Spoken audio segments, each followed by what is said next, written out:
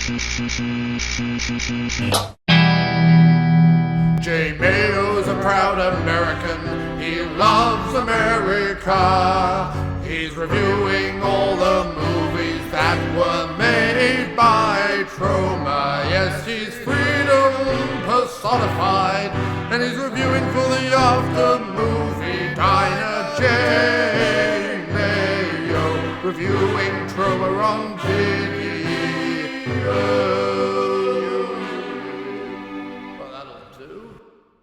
Hey guys, Jay Mayo from Hold the Mayo podcast here, and I'm here to introduce a brand new segment on the contributors section called the Troma Movie Review. Now, as some of you may already know, I love Troma movies. Troma Entertainment is my absolute favorite film production company, so I'm here to tell you all about my favorite Troma movies. For this week's segment, I'm going to be reviewing Troma's 1987 release, Surf Nazis Must Die. Sometime in the near future, a major earthquake will lay waste to the entire California coastline. From out of the rubble will rise a menace far more terrifying than the death and destruction. Surf Nazis. Now, I love the full gamut of Troma movies, and Troma is known for their horror. However, Surf Nazis Must Die is a bit of an action, suspense, thriller type of movie. California are now ruled by ruthless gangs. Only one person is powerful enough, daring enough, brave enough to stop them. Only one person can ensure that Surf Nazis must die. She's tough. Directed by Peter George, Surf Nazis Must Die stars Barry Brenner, Gail Neely, Dawn Wildsmith, and of course Michael Sony. She's dangerous. She's all woman. She's Leroy's mama. And as long as she's alive, the Surf Nazis must die. First there was the Road Warrior. Then there was the Terminator. Now comes an action film of relentless excitement. Taste some of Mama's home cooking, Ada! See the film that is creating a tidal wave of action all over the world. See Surf Nazis Must Die. Now, as with most Troma movies, the plot of this movie is ridiculous. But that's what we like about Troma movies. They're all pretty far-fetched. I mean, there are roving gangs murdering each other. There's people taking justice into their own hands, and the police never show up in a single incident here. So, to buy into this movie, set reality to the side. The Surf Nazis are led by the character Adolf, who's played by Barry Brenner. Now, I can only imagine when they were writing this movie and they were coming up with concepts for costumes and what the characters were going to look like, they said to themselves, well, what do we want Adolf to look like? And someone must have said, he should look like Freddie Mercury, just much gayer. It was a little hard to believe that Adolf was a straight man. I'm not quite sure that that was the intent. However, there is a lot of homophobic undertones to this movie. And of course, they are a Nazi organization. So there's plenty of racism, some sexism, plenty of violence, nudity, and even rape. Now, the movie starts out heavily focused on the Surf Nazis, but we do quickly realize that there are other gangs up and down the beach. Kind of ridiculous gangs. There's a surfer gang, there are tie-dye wearing hippies, there's a group of young skateboarding teenagers, and of course, there's a group that just wears black and neon green. We'll call them Gang Green for now.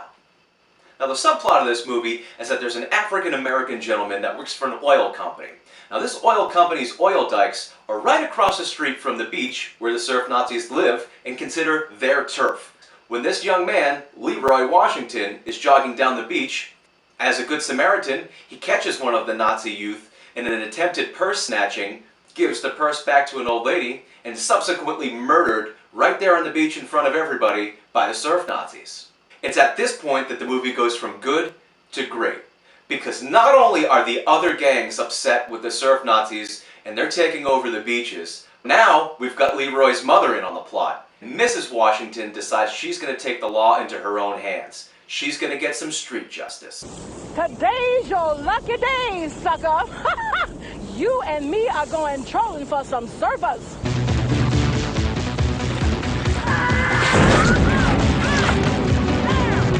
What happens next? Do the other gangs gang up and beat the Surf Nazis? Does Mrs. Washington get her revenge? Do the Nazis win overall? I can't tell you that. You're going to have to watch the movie for yourself. But I can tell you, this movie has all of the Troma staples that we've come to know and love. There's plenty of nudity, there's plenty of explosions, there's even a decapitation. I mean, for God's sakes, there's a ninja surf gang. There's all kinds of stuff going on. Plenty of action, a little bit of suspense, a little bit of mystery. The only thing lacking for me in this movie was the soundtrack. During the end credits, they only credit 2 songs throughout the entire movie. One song was played pretty much throughout the entire movie, and it sounded like an amateur musician recorded on a 4-track tape player. It was just 2 guitar tracks and a bad drum machine. And the second song only played during the end credits. Now, I did read somewhere that in 2014 there was a vinyl release of the soundtrack. I'm assuming it had to have been a 45, where there's one song on one side and one song on the other, because there's no way there could have been other music on this particular soundtrack. Literally, no other songs were played throughout the entire movie. Should you watch Surf Nazis Must Die? Well, I think most people that don't like Troma movies don't like over-the-top gore and over-the-top bad humor. Surf Nazis Must Die doesn't have either one of those. And now, although there is some violence and a little bit of bloodshed, it's not over the top. And there's absolutely no humor. This is a very serious movie. And I guess it would have to be, considering we're dealing with Nazis here. Why do I love this movie? This particular movie has the things that I love in a good 80s action movie. When I watch an 80s movie, I want to feel nostalgic. I want to see the ridiculous outfits. I want to see the ridiculous hairstyles. I want to see the things that you could never get away with in 2016. This movie has all of those. Another reason that I love this movie is due to its pacing. There's very few downtimes in this movie. It pretty much moves straight through. There's lots of action. The dialogue is pretty quick, easy to understand, and you know exactly what's happening the entire time. Interesting side notes from this movie. If you pay attention to the continuity of this movie, you'll realize that about 50% of the swastikas, which are everywhere throughout the movie, are faced the wrong way. Kind of funny. I'm sure it was unintentional, but to me as the viewer, I found that pretty hilarious, actually. What's my favorite part of this movie? Well, towards the beginning, there's this really unnecessarily long, evil laugh that happens between some of the surf Nazis. Sort of like an Austin Powers, Dr. Evil-esque kind of unnecessarily long, evil laugh. I feel like they put this in to make them sound much more tough and much more aggressive than they really are, and it went on for way too long, and to me, that was the funniest part of this movie. The other part of this movie that I like is when Mrs. Washington goes to the local head shop and she tells the guy behind the register that she wants to buy a gun. Now he tries to sell her a tiny little women's gun, and she says to him that she wants a gun that can take out a honky at 20 yards. Also, pretty funny segment. On a scale of 1 to 10, 10 being the best, what would I give Surf Nazis Must Die? I give it a solid 8. As far as Troma movies go, this one has pretty much all of the elements you're looking for in a Troma movie without all of the excessive things. So I would highly recommend checking out Troma's 1987 release, Surf Nazis Must Die. Thanks for checking out this segment. I'll be bringing you plenty more Troma reviews in the future. I look forward to watching more Troma movies with you. If you've got any comments, write into the After Movie Diner and let us know what you think about the movie. If you'd like to hear more from me, you can always find me on my podcast, Hold the Mayo, which can be found on iTunes and everywhere else that podcasts can be found.